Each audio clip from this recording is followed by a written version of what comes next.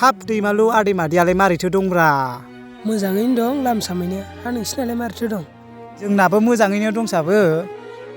हाब आरो दैमालु नोंसिनि जायगायालाय माथो हाबाब नायनोबो समायना बिफां लाइफांफ्राबो जोबनो गैया आयै जोंनिथिङैथ' बरिंआनो बरिं न'आवबो बरिं जेरावबो बरिं जायालै बिदिजों थोस।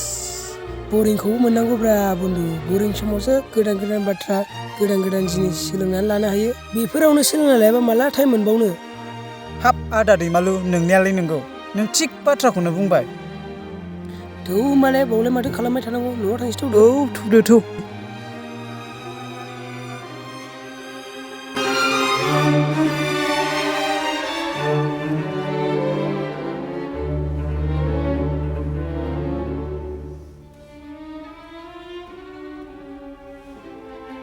दे दैमालु होनबा नोंहा थांदो। औ दे।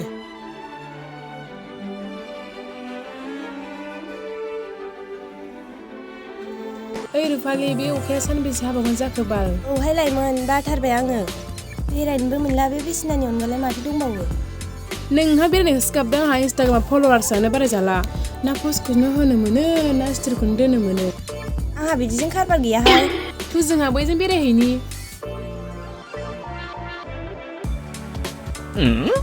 बा बे सिख्ला सासेलाय सोरथोब्रा एथ' समायना। ओइ रुफालि बे सिख्लाया सोरथोब्रा? मानो नांगौ नोंलाय आंनि बिलोगोसो? मा फसायदों नामा? थोद फाग्लिलाय। फसायबायमोनलां आंनि सिमांनि गावदां अखाफोर बायदिथार। हरा मोना माथोसै जाम्बाबानो। थ' थांसै।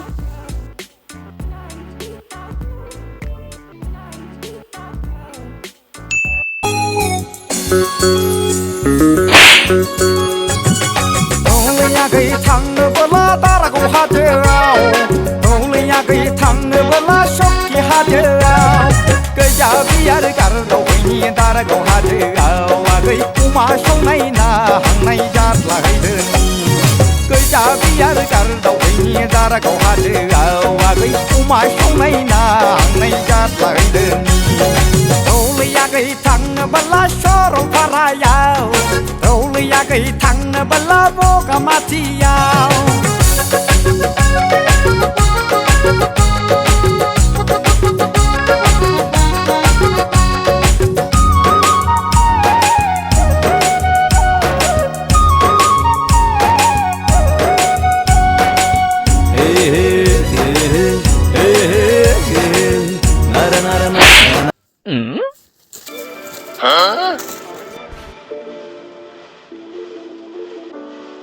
ओइ जारौ बहानि जाखोरा नोंलाय?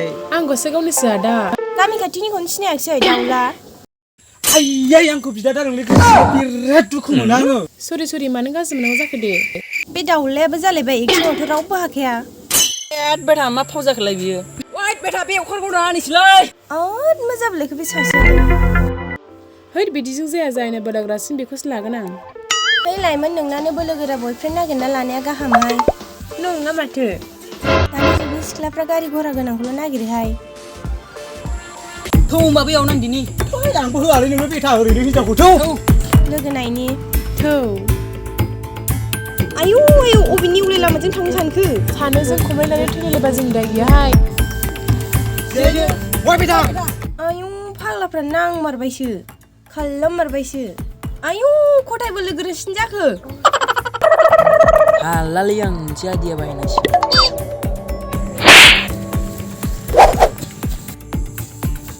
आयौ लोगो जालाहाय बिसिना बांद्रायथारबाय। आयौ खादो थौदो जानो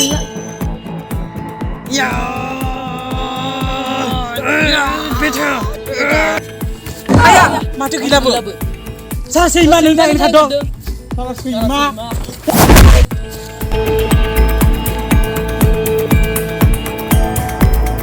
वाइ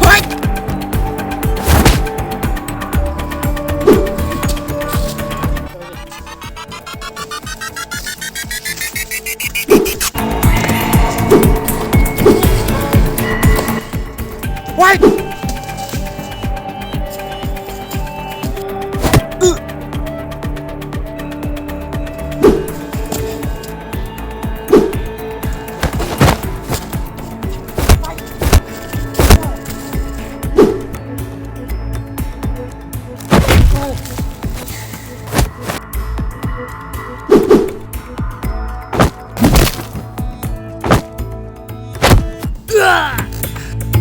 fैदो आनो जों बुलायनो गोसोलालै आयै मैला नांलाजोब्बाय नै लंपेन्टफ्रानो जिनोसै नै थौदो बेयाव जिरायनोसै मेंला जोबथारबाय आयदैलै आयदै बे हिन्जाव सासेनि थाखायनो एथ' खस्थ' जाबाय गह' साखो आयै बे हिन्जाव सासेनि थाखायनो नोंखौ एथ' बुफ्लांबाय आङो नांगौबा नों लाथारलै आं लाला आयदै मोदोमासो सालाजोब्बाय बे हिन्जाव सासेनि थाखायनो जों एथ' खस्थ' बुलायबाय आरोना नांलालै आंनो नोंनो लादोलै भाइ नोंनो लादो आयदै बिदिखौ रायलायबाय थाबावो नामाथ' न'आव थांनानै रायलायनोसै आयदैलै फाग्ला मोजाङै हमथाथ' थौ आदै हाबाब खर'आनो साजोबथारबाय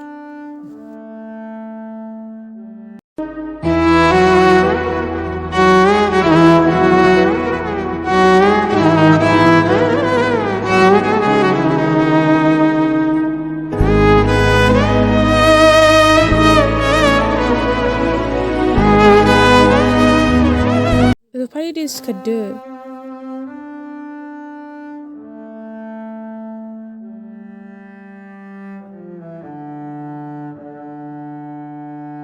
रुफालि मुलिखौ लोंदो न'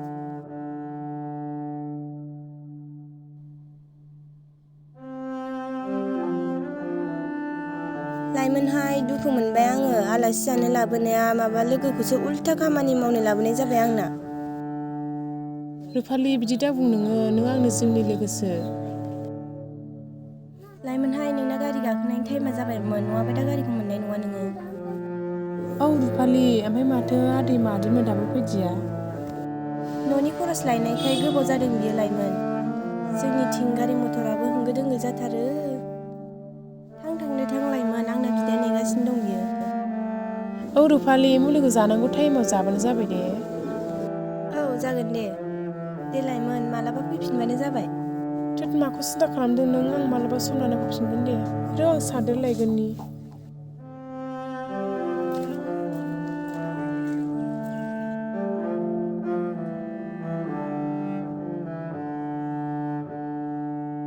थाथ'दो दे लोगो बिदिब्ला आं थांसै दे होमबा आं ससे दोनलांनि नाङा दे नों लोमजानाय देहाखौ लानानै मानो दोनलांबावनो थांदो दे होमबा लोगो औ जागोन दे थादो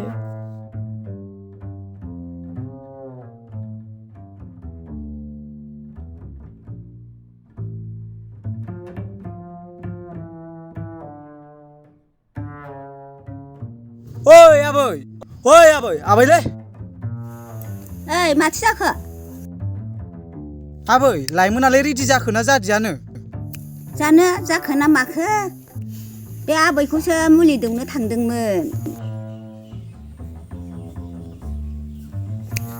नै आबैया फैबायबो ओंखारबोबाय थांसै दा आबै औ आबै थांसै दे आबै हामबायसै दे आबै आबौमोन मोजाङै मोजां थांदो देनां समाय लानानै फैफिनदो दे आबै होमबा नोंहा थादो दे आबै आबौमोन थांदो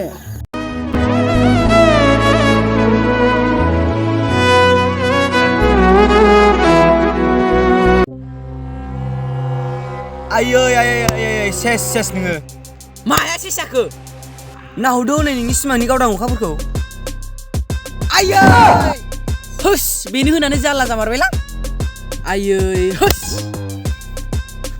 हामथारदों साला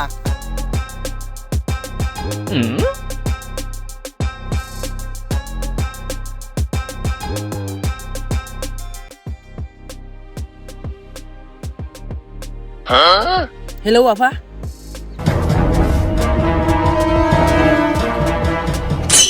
आइया फाग्ला फैथां गैलाय गोदान गोसथोनैसो दङ नङाबे नालाय खोनाबाय आफा आइखौ मोजाङै ओंखाम संनानै दोननो थिन आफालै दिनै नोगोद दुखु जाबाय आंनो गोसोनाय नांलालै आफा नों नायनायखौनो लाथारसै आं आंनि सिमांनि गावदां अखाफोर